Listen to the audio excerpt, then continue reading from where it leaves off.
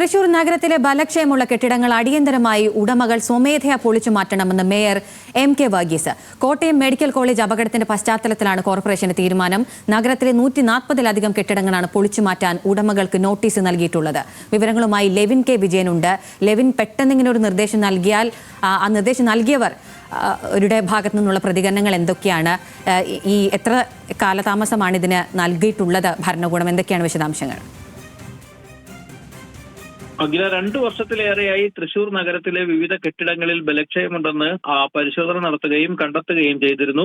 കഴിഞ്ഞ മഴക്കാലത്തും ഈ വർഷം ആദ്യ സമയങ്ങളിലും വർഷകാലത്തിന്റെ ആദ്യ സമയങ്ങളിലും നിരവധി കെട്ടിടങ്ങൾ ഇടിഞ്ഞു വീണ് അപകടമുണ്ടാകുന്ന സാഹചര്യങ്ങളും ഉണ്ടായിരുന്നു. ഇതേ തുടർന്ന് 5 കെട്ടിടങ്ങൾ മാത്രമാണ് ഇതിനോടകം നഗരസഭയ്ക്ക് നിർദ്ദേശത്തെ തുടർന്ന് പൊളിച്ചു മാറ്റാൻ സാധിച്ചിട്ടുള്ളത്.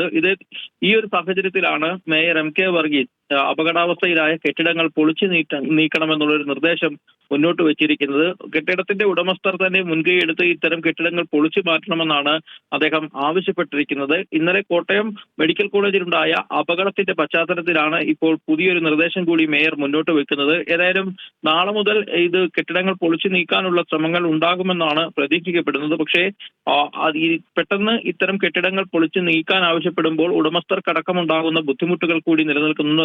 അതുകൊണ്ട് തന്നെ ഈ കെട്ടിടങ്ങൾ എത്രയും വേഗം പൊളിച്ചു നീക്കണമെന്നുള്ള നിർദ്ദേശം എത്രമാത്രം പ്രാവർത്തികമാകുമെന്നാണ് കണ്ടറിയാനുള്ളത്. ഏതായാലും മേയറുടെ നിർദ്ദേശം വന്നു കഴിഞ്ഞു. നാളെ മുതൽ കെട്ടിടങ്ങൾ പൊളിക്കാനുള്ള സാധ്യതകളാണ് നിലനിൽക്കുന്നത്. അഖില, തൃശൂർ നഗരത്തിലെയാണ് കെട്ടിടങ്ങൾ, അതായത് ബലക്ഷയമുള്ള കെട്ടിടങ്ങൾ അടിയന്തരമായി ഉടമകൾ സ്വമേധയാ പൊളിച്ചു മാറ്റണമെന്ന നിർദ്ദേശം നൽകിയിരിക്കുന്നത്.